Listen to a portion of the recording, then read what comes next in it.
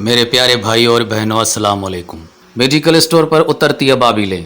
Salesman से दवाएं निकलवाने के बाद पैसे देने के लिए जब काउंटर पर पहुंचा तो मुझसे पहले कतार में दो लोग खड़े थे।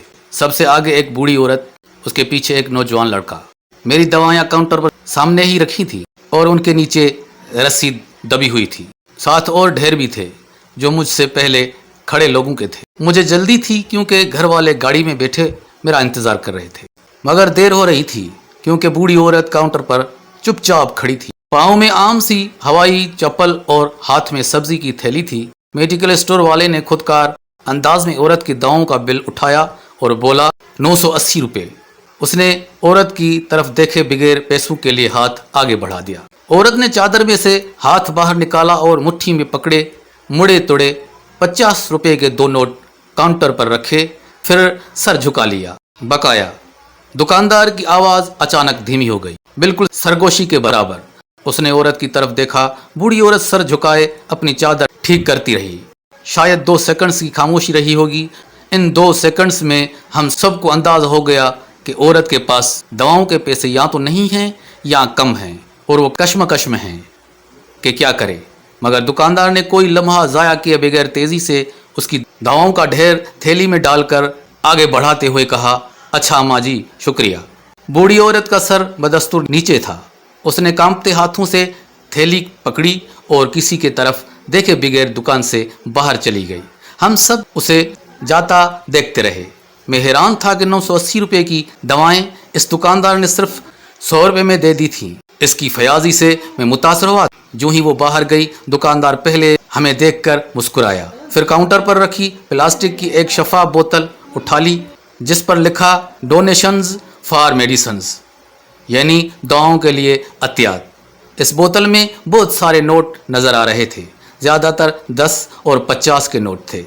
दुकानदार ने तेज़ी से बोतल खोली और उसमें से मुट्ठी भरकर पैसे निकाल लिए। फिर जितने पैसे हाथ में आए उन्हें काउंटर पर रखकर गिनने लगा।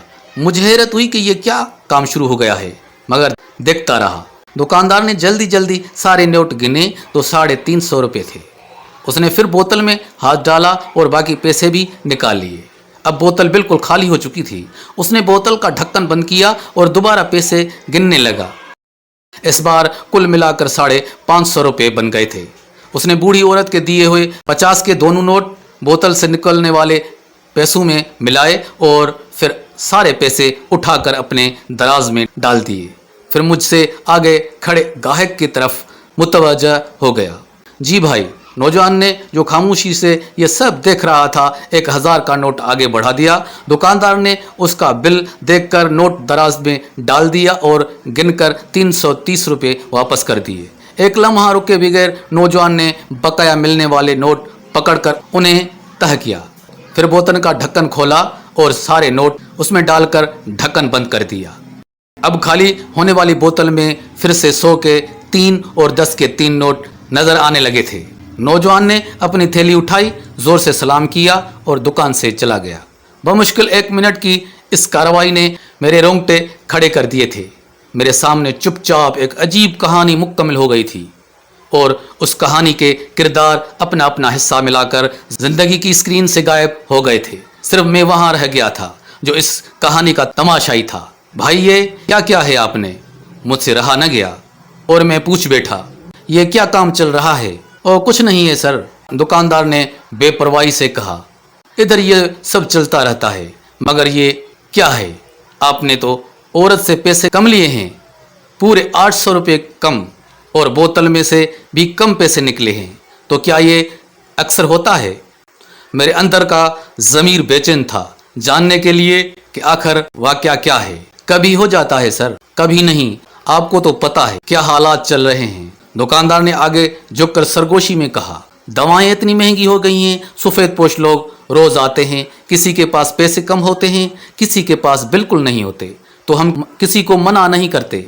अल्लाह ने जितनी तौफीक दी है इतनी मदद कर देते हैं, बाकी अल्लाह हमारी मदद कर देता है। उसने बोतल की तरफ इशारा किया। यह बोतल कितने दिन में भर जाती है? मैंने पूछा। दिन किधर सर? वो हंसा, ये तो अभी चंद घंटे में भर जाएगी। वाकई? मैं हैरान रह गया। फिर ये कितनी देर में खाली होती है? ये खाली नहीं होती सर, अगर खाली हो जाए तो 2 से 3 घंटे में फिर भर जाती है। दिन में 3-4 बार खाली होकर भरती है। शुक्र अल्हम्दुलिल्लाह। दुकानदार ऊपर देखकर सीने पर हाथ रखा और बोला, इतने लोग आ जाते हैं, पैसे देने वाले भी और लेने वाले भी। मैं नेकी की रफ्तार से बेयकीनी में था। अभी आपने तो खुद देखा है सर। वो हंसा। बोतल खाली हो गई थी, मगर कितनी देर खाली रही? शायद 10 सेकंड। अभी देखें। इसने बोतल में पैसों की तरफ इशारा किया। पैसे देने वाले कौन हैं? इधर के ही लोग हैं सर, जो दवाएं लेने आते हैं, वही उसमें पैसे डालते हैं। और जो दवाएं लेते हैं इन पैसों से, वो कौन लोग हैं? मैंने पूछा। वो भी इधर के ही लोग हैं। ज़्यादातर बूढ़े, बेवाएं और कम तनख्वाह वाले लड़के हैं, जिनको अपने वालिदैन के लिए दवाएं चाहिए होती हैं, उसने बताया। लड़के? मेरा दिल लरस गया। लड़के क्यों लेते हैं चंदे की दवाएं? सर, इतनी बेरोजगारी है, बहुत से लड़कों को तो मैं जानता हूँ। उसने दुखी लहजे में कहा। अब घर में माँ बाप हैं, बच्चे हैं, दवाएं तो सबको चाहिए। तो लड़के भी अब मजबूर हो गए हैं इस बोतल में से दवा लेने के लिए। क्या करें? कई बार तो हमने रोते हुए देखा है, उसमें से लड़कों को पैसे निकालते हुए। यकीन करें, हम खुद रोते हैं। मुझे उसकी आंखों में नमी तैरती नजर आने लगी। अच्छा, मेरा कितना बिल है? मैंने जल्दी से पूछ लिया कि कहीं वो मेरी आंखों की नमी ना देख ले। 740 रुपये। उसने बिल उठाकर बताया और एक हाथ से अपनी आंखें पूंछी। मैंने भी उसको 1000 का नोट थमाया और जो पैसे बाकी बचे बोतल का ढक्कन खोलकर उसमें डाल दिए। जज़ाकल्लाह सर। वो मुस्कुराया और काउंटर से एक टॉफ़ी उठाकर मुझे पकड़ा दी। मैं सोचता हुआ गाड़ी में आ बैठा। गुर्बत की आग जरूर भड़क रही है। मुफलिसी के शोले आसमान से बातें कर रहे हैं, मगर आसमानों से अबाबिलों की झुंड भी अपनी चूंचू में पानी की बूंदें लिए कतार बांधे उतर रहे हैं। खुदा के बंदे अपना काम कर रहे हैं, चुपचाप, गुमनाम, सिले व सताइश की तमन्ना से दूर, इस यकीन के साथ कि खुदा देख रहा है और मुस्कुरा रहा है कि इसके बंदे अब भी उसके काम में मसरूफ़ हैं। मौजूद नाज़रीन, देखने और सुनने का बहुत बहुत शुक्रिया।